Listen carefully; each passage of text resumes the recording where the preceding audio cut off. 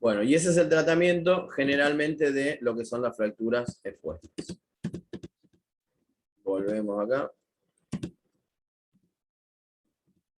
Kilo 1, kilo 2, 3A, 3B y 3C. Y estos son los tratamientos que uno hace a esas fracturas, desde tutores externos, ¿sí?, hasta que uno puede hacer una fijación. Estas son fijaciones transitorias hasta que cura la infección, y una vez que tenemos curada la infección o tratada la infección, que generalmente se cubre con doble esquema antibiótico, recién después podemos ir a la fijación definitiva. Bueno, masculino de 50 años, sin antecedente de importancia, acude al servicio de urgencias tras sufrir un accidente de motocicleta. Diagnóstico: fractura supra-intercondínea de fémur. Ven que acá dice la clasificación AO33C, no veo más porque están ustedes. Y se decide colocar una tracción en el quirófano. O sea, fíjense lo que es la fractura. Una de las cosas que se hace es una tracción transesquelética, que es colocar un fierrito, ¿sí?, en este hueso sano, que nos permite traccionar con peso. Colocamos peso a la altura del pie para traccionar esa fractura. Bueno, ahí está la clasificación, que ya les digo, hay que buscarla. Bueno, y dice, se le hizo un abordaje,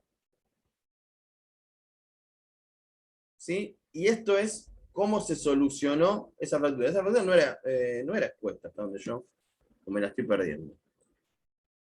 No era expuesta. Bueno, esto es cómo se soluciona una fractura de este tipo. ¿Sí? Al principio no lo podemos dejar al tipo en la cama así tirado, sino que le hacemos la tracción para disminuirle el dolor, aliviar el edema y demás. Y en el segundo tiempo quirúrgico es donde uno resuelve la fractura. Tengo más gente acá.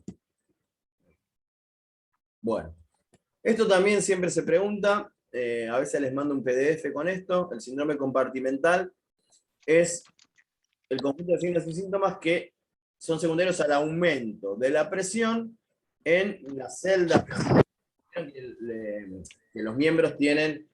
Por ejemplo, el brazo tiene un compartimento externo, un compartimento anterior, un compartimento posterior. Eso está como dividido en celdas, ¿sí? Y el síndrome compartimental es una complicación también de las fracturas, en el cual por alguna causa aumenta la presión adentro de un compartimiento, y eso provoca una serie de lesiones que tienen que ver básicamente con la lesión vascular y con la lesión nerviosa. Entonces dice, provoca una disminución de la perfusión capilar, comprometiendo la viabilidad de los tejidos de dicha celda.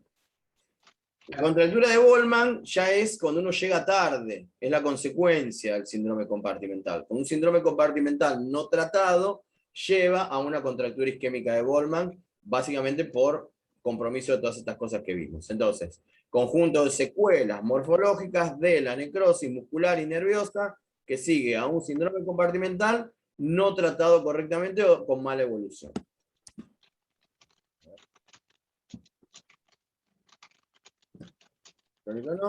Bueno, entonces, este aumento en la presión dentro del compartimiento provoca una disminución de la presión capilar que lleva a una isquemia, tanto muscular como nerviosa. Si uno no soluciona eso, va a ocurrir la necrosis. ¿Y la necrosis qué va a hacer? Va a dar parestesia, que van a llevar, al principio va a ser una parestesia y luego va a ser una anestesia, paresia, que después van a llevar a una parálisis, y la necrosis muscular provoca degeneración de las fibras, tanto del músculo como del nervio, que llevan a, digamos, el organismo lo repara con tejido fibroso, ¿sí?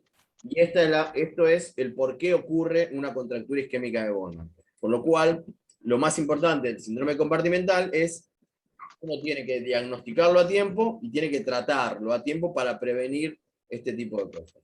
Y básicamente, el cuadro clínico del síndrome compartimental tiene que ver con un dolor que se ve además, un paciente que tiene una asimetría en los miembros, ¿sí?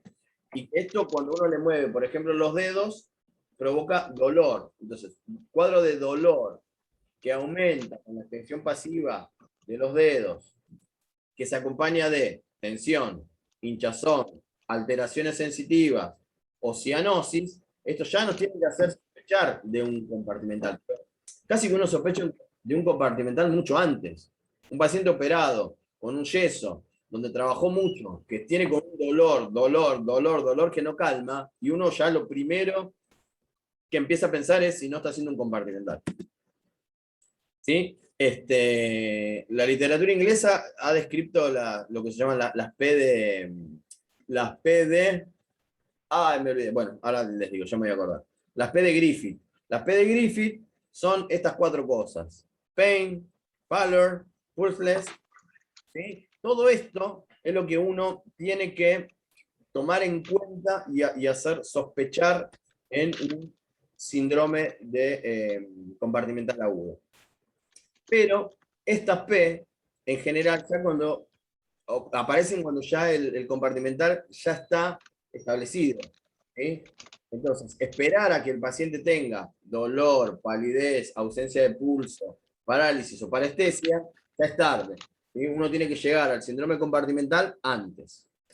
Bien, de estas cosas siempre uno pregunta a las P de Griffith, pregunta cómo sospecha un compartimental y cuál es el tratamiento. ¿Sí? Dolor, pulso, sobre todo parestesia, ¿sí? El color también.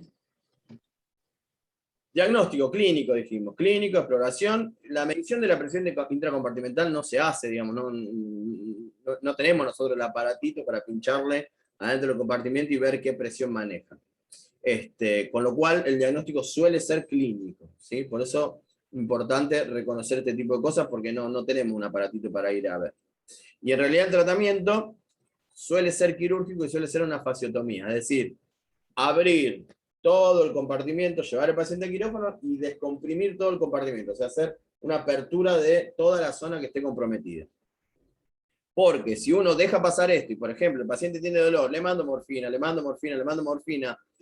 listo, digamos, no le va a doler, pero va a tener todas las complicaciones y ya, si esto pasa en las 8 horas, ya las lesiones van a ser irreversibles. Y en general una fasciotomía es esto, es abrir de punta a punta todos los compartimientos.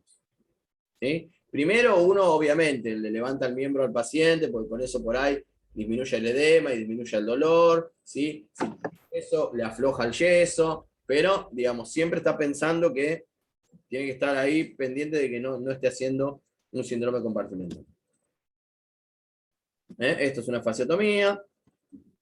Esto también es una urgencia, así como la fractura expuesta es una urgencia, el síndrome compartimental agudo es otra urgencia traumatológica. Creo que ahí termino. Todas estas cosas, bueno, se las paso. ¿Sí? Acuérdense, yo generalmente todavía no hice el examen, tengo que hablar con pero probablemente lo haga yo el examen como casi siempre. Espera. No, cortar esto, sí.